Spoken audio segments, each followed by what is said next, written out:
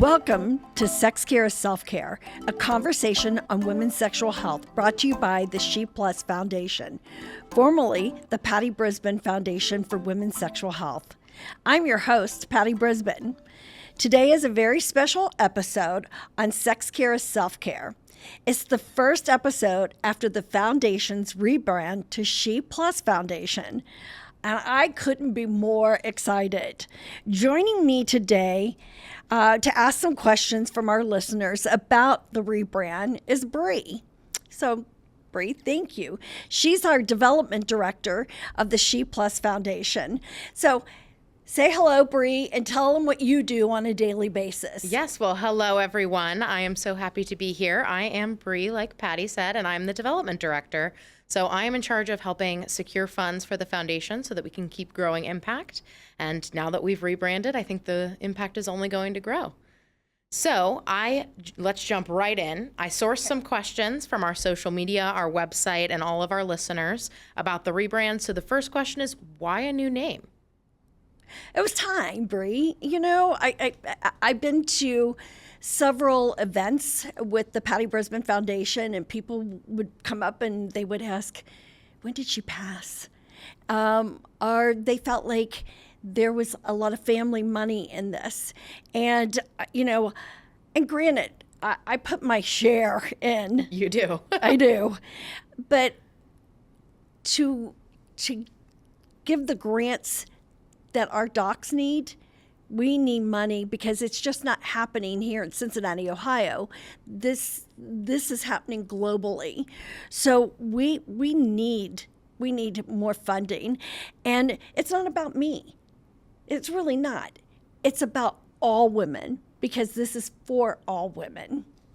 Yeah, absolutely. That's why the rebrand. Yeah, and definitely more inclusive, and it really shows that commitment that the foundation has to making sure that we're as inclusive as possible. So kind of taking a long view, what inspired you to start the formerly PBF, now She Plus Foundation? Well, I started the Patty Brisben Foundation in 2005. The company was growing, which was Pure Romance, was growing by leaps and bounds. And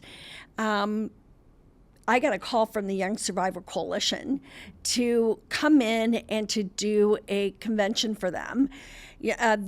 Women who are between the ages of 40, 45 that were going through breast cancer treatment.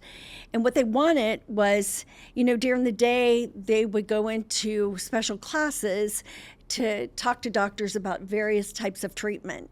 They wanted the evening to be filled like with girl fun. And I don't blame them. And so they asked me if I would come in and do a party for these ladies. And I made it clear I'm not going to be talking about their medications or any of that because that's not what I did. But I could provide a really fun night for them. And they said, oh, by the way, all the girls we're going to tell them to come in their PJs. So they're ready to go to bed because it's going to be a long day for them. And I said, no problem. I asked about how many people were they expecting for this, and they told me maybe 30 to maybe 45 people. And I came to my room early, started getting things set up, and with a blink of an eye, I turned around, and there was like 50 people there. Wow. And then there was 100, and then there was 100 plus. And then I said, I think we need to do something. Yeah. And so they switched us to a ballroom. And that evening, there was around, I'm going to guess and say around 300 women, all in their PJs, all ready to have some fun. After a presentation is done, a party's done, I might field questions for 15, 20 minutes. And that particular night, the question started off, my first person that asked the question was a young woman. I did not know how old she was at that time. And she had the cutest little PJs on and a turban on her head. And I could tell she was newly into treatment. And she raised her hand and she said, you know, when I told my doctor I was coming to this convention, he said to me, you know, if there's a company, there usually are companies there that are going to be selling either dilators or bedroom toys, or maybe both. Take a look and buy one. And she said, I've never been intimate even with a boy. I don't know what I'm doing. I need help. I said, I have you. I've got you. We'll talk after this. And then there was other women who were saying, well, my doctor prescribed dilators. And I mean, I'm sitting there thinking, what is this thing called a dilator? Then, and, oh, by the way, the lubrication that my doctor prescribed or told me to pick up, oh my God, it burns so bad. And then there was women who said, I'm so sick going through this treatment. I'm not even in the mood. And, they're telling me to, have a glass of wine or put on my, husband's nightshirt and some stilettos. I barely can make it, on the couch and get up and go to the bathroom. Will my life ever be normal again? After that night was over, I knew I needed to do something. So I came back to the office and I started calling a female manufacturer because no woman should pay $350 for a dilator. Right. And with no insurance attached. So I started working with the female manufacturer and we developed a whole dilator set. And we developed it for under $100. So I was so proud of that. Then, I went to another manufacturer and said, I want an FDA approved lubricant, one that is not going to burn these women going through treatment. Can you help me get that done? And so it wasn't about throwing money at something. It was about giving them more resources, right. A safe place where they could shop, a safe place where they could ask questions. And so, and what I also realized at that time, my world was going to be more than just healthy women that were coming to our parties. This meant that there was going to be women of all walks of life. And I needed to buckle up and get it going. I mean, I've heard this story before, and I have chills this time. There's so much there about empowerment and that kind of being the driving force behind the foundation. And yeah, it's just amazing. So kind of making a pivot, we've raised quite a bit of funds over the years to be able to grant to recipients. Yes. I think our audience would be surprised to know that number. Should I tell them, or do you want to tell them? No, Bree, you're not going to tell them. I'm going to tell them because I'm really proud of this. Yeah. I mean, when we first started the foundation, we had an army of women that were here helping us along the way. And we have, to this date, raised over $7.5 million. So, and that has been a great resource. And it's been a great help to be able to get those grants that are not only our women need, but our doctors need. So, yeah. I mean, and that goes back to what you were saying before, that part of the being a resource means being a resource for the docs too. So for the audience, where does that money go? What programs does it go to? Where has it gone over the years? So we have granted over 61 institutions, and that means more research, again, in regards to women's sexual health. And what is that research good for? It's good for a lot of things. It helps our docs not only be able to give a diagnosis, but now giving more of a treatment plan. There's nothing worse than going to a doctor and them saying, well, we know what it is. Yeah. We know what it is, but there's no treatment plan for that. And that was sad. And women don't deserve that. We deserve better. We've been making, I don't make the decisions on where this money goes. I am so fortunate that we have the best medical advisory board. I mean, we have docs that are in Washington, D.C. We have them in Ohio and Cleveland, Ohio, at Case Western, we have doctors that are they are the go-to docs. And they're the ones that know and understand where this grant money is needed. And so they collectively, as a group, get together. They look at the grant proposals and they decide where that money is going to be spent. Because we need more science-based research. They need it, because people want to know. They don't want to guess. They want to know, and we're so far behind. It's true. We are so far behind, and many of those medical advisory board members guess on sex care as self-care. So, plenty of episodes to listen to. Over the years, do you have any grants that stand out to you that you're especially proud of, or that really speak to you? So, one that really spoke to me in the last year. 2 years is the lichen sclerosis. I thought that women who had lichen sclerosis were just women who were going through cancer treatment. Little did I know, it could happen to you. It could happen to a very young girl in her very early 20s.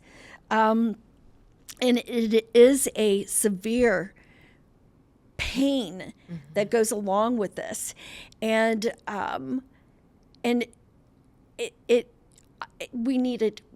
there needed to be more research so they can help these women that are having pain disorder. And there's a lot of information on our website. I mean, you want to see where our money's going, it's there. And you've done, by the way, a great job of making sure that when they go online and they want to know, where is this money really actually going to? Are this their salaries or something? It's not our salaries. Right. Everybody's a volunteer except me. Yeah.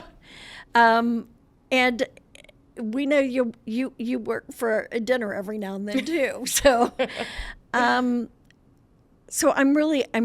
do pinch myself because we have the best docs, and we've brought on great research. So I'm so proud of that. Yeah, and that's true to the point about the website. I think one of the really cool things about those parts of the website is that we can keep them growing and changing as we fund more projects, as we add more. So always open to hearing what else we should include. Well, if you think about it, we're so far behind in research. I mean, they started doing men's research in like the early 40s. Do you want to take a stab at when they started doing women's? Do I want to? No. You probably 60s? No. The 70s? The 80s. End of 80s, early 90s. That's really pretty sad, isn't it? More than sad. There's 27 medications, and there may be more. Men can just go online and order it right to their door, where women have two. And the two that's out there, if you're just experiencing, let's say, low libido, and that's not the case for them. It's either an injectable or it's one that you take that you can't even have a glass of wine because it makes you ill. And so you tell me who's getting patted. It's not women. And we've got to let our voices be heard. We've got to stand up. We've got to make demands. We've got to say, we deserve this. All right. So, as we're kind of thinking about the future, now that we've rebranded, how is that going to impact funding? You said a little bit about the change of the name earlier, but how do you think that changes how we can fund in the future? Well, again, I just said I'm not dead yet. And so I want this to be my legacy because, again, this happens globally. Sexual health happens globally. And so this is about all women.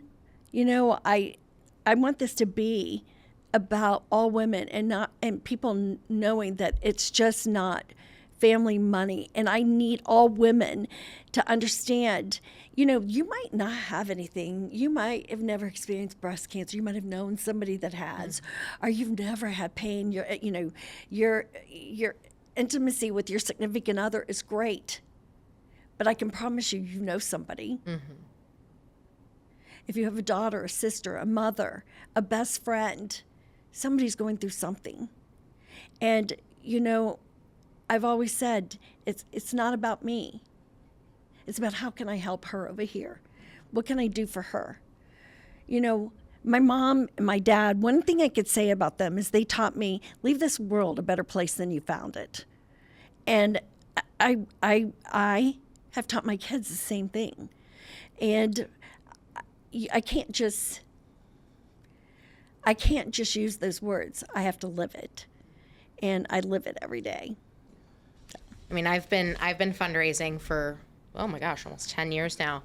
And, one of the things that is really awesome about the foundation, and, next year is our 20th year, the last 19 years, is that there have always been investors from across the country. There have always been people who cared about this mission. And so as we're moving forward, it's going to take contributions from everybody to continue to get the job done and keep having, these projects that doctors desperately need funded be able to be funded. But I think that, we have this awesome opportunity to keep bringing people together and starting the conversation. Exactly. So we fund grants, but what other programming does the foundation do? So we just started an event last year that's called Browse Her, and we're expanding in 2025. I think that that's really important because that gives, again, a safe platform where women can gather, and there's various different doctors sitting at tables, and you might want to talk about, sexual trauma. You might want to talk about, you're experiencing pain. So there'll be a community of people at each table, and there'll be an opportunity to maybe go to 2 or 3 tables. So it's a safe platform to come and learn more about your body and about yourself. Of course, our podcast, which is Sex Care is Self-Care, and continuing to have great doctors on, and they talk about their specialty, what's happening out in the world today, what are they seeing? What should we be talking about? What are people wanting to hear about? And I love that podcast. I love doing this because it's fun, because it gives people, again, a safe platform and to listen. And it might not be about you when you're listening, but you're going to know somebody, and you can just text them or send it over to them and say, you need to listen to this. So I want to be able to reach as many women as I possibly can. Yeah. I think one of the really cool things about Browse Her and having safe space to ask those questions, I've told you this story before. I moved to Cincinnati when I was 18 and I needed to go see a gynecologist. I didn't know how to find one. What? Right? I just typed in gynecologist near me. Right? That's not how we should be doing our medical care. Yeah. We need safe places to ask questions. Right. This work is fantastic and it can be hard. Have you ever had a breaking point where you thought you wanted to give up? Yeah. It was a recent one. So I was asked to go out to speak to the Society of Gynecological Surgeons, and I thought, this is going to be the last time I'm doing this. So I'm kind of over everything. And I had asked them, and why they wanted me to come was that, what are we missing when we're going into our patient's room? How should we be approaching this? What questions are they coming to you about? And it was so much fun. I enjoyed being with them. I enjoyed listening to them. I could see the passion that they had, and it kind of, lit a little bit of a fire for me. But the thing I asked them was, I have a granddaughter. This was in Tucson, and I had a granddaughter that was attending a university there, and I had said, she has suffered with endometriosis for years and years and years. And could you please help me with a doctor that she could go see while she's at school there? And they went, absolutely. And so after the conference was over, I grabbed my granddaughter. We drove to Phoenix and spent an hour and a half with this amazing doctor.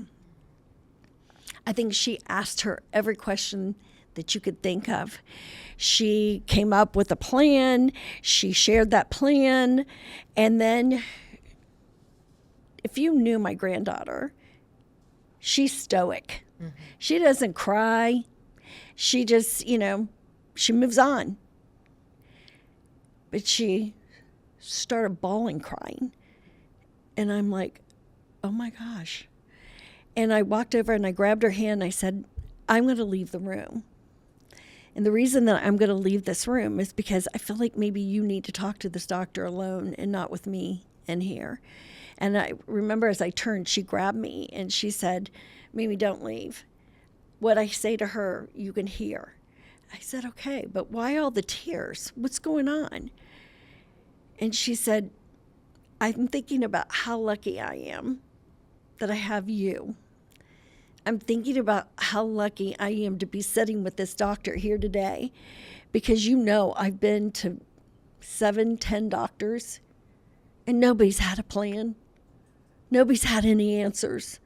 Nobody's had anything for me. I've suffered with this since I've started my periods. And she said, and finally, for the first time, I have felt heard.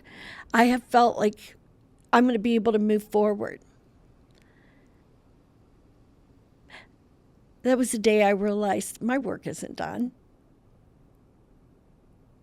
She was fortunate. But how many women out there are not? And we have got to get more information. No young woman should have to see that amount of doctors to get answers. Nobody. And so for her children and generations thereafter, for her children and generations thereafter, I'm going to continue my work until I don't have any air left in me. So it lit my fire. Yeah. Yeah. Yeah. I mean, it's a testament to the importance of creating safe spaces too, right? Like you gave her the opportunity to have you leave the room and she was comfortable with you there, and that says something. Yes. And I think it says something about what the foundation is trying to do. We can't snap our fingers and get to where we need to be. No. So how is the foundation filling gaps right now? Wow, there's so many ways. I mean, I love the fact that we're building out our resource hub. So that means, just not having something that you would see off TikTok, but having where our doctors are, putting blogs in. There'll be conversations. There will be a lot of information in this resource hub. I don't think anybody should ever feel alone or by themselves or feel shame. I want them to be able to go to the She Plus Foundation and look at it as a resource, look at it as a safe platform, look at it and say, oh my gosh, this is the most amazing medical advisory board that I've ever come across. I'm going to love the fact that they are going to be able to look at this and know that there's safe and accurate information that's on the site. There's just a lot of bad information that is out there on the web. And again, I want this to be a place where everybody feels comfortable. Even our doctors will be able, brand new doctors will be able to use this site and maybe find more information. Maybe they're in a rural area. I don't know. I can't speak for them, but I want this site to be just a good site for them to come to. Yeah. And they're empowered to find the answers themselves, right? Like they don't have to call 900 different people. They can find kind of the first steps on that resource hub. So we've alluded to it, we've danced around it, but I'll ask it to you straight. What do you think is the goal of the She Plus Foundation? I think it's about building community and being connected to the right resources, providing support, giving women, again, a safe space, and knowing that sexual health is general health. You know, it's not about the act itself. It's about having good, positive mindset when it comes to sexual health. And it's okay to say, you know what? I deserve this. I've earned this. As a woman, I want to be healthy. It's to remove the stigma. Mm-hmm. It is about removing the stigma. It's okay. I want women to know it's okay. Take care of yourself. That's it. So you said a little bit that you want the foundation to be your legacy, but what does that mean? Oh, can I share a good story with you? Oh, absolutely. So the other day, you know, I knew you were going to ask me this question because we talked about it. Right. And I have said it in other interviews, like I want this to be my legacy. I mean, I've done quite a few things in my lifetime, but this is one I'm really the most proud of. And so I'm in my car the other day and I'm driving and all of a sudden they were interviewing somebody and I just wasn't paying attention, and I'm hoping that I'm right. And they were asking this person they were interviewing about their legacy, you know, that this was going to be, this fight would be part of their legacy. And they went off and they went, you know, I don't want to be remembered for any of that. I mean, you know, I'm just, when you die, you're just dust anyway. And I'm like, well, that's kind of true. And then I went, no, it's not. You know, why would there be a need for schools? And why would there be a need to, you know, I want to, you know, some of the best documentaries on people that are no longer here and what they did and what they created. So I feel that legacy is something everybody should look for in their life, you know, something that they're proud of. You know, one day when I'm gone, I want my family to remember she did that. She did that. You know, and hopefully they'll continue along the same pipeline, helping others. I don't care if it's what it's in, but always helping others. Yeah. You did do that. Well, thank you so much, Patty. This is a new chapter for the She Plus Foundation, and it's so, so exciting. And I can't wait to see what we do next. I can't either. It's going to be a fun year. I agree. Yeah. Well, Patty, we have some really cool clips from our gala. Our gala was in October. It was very fun.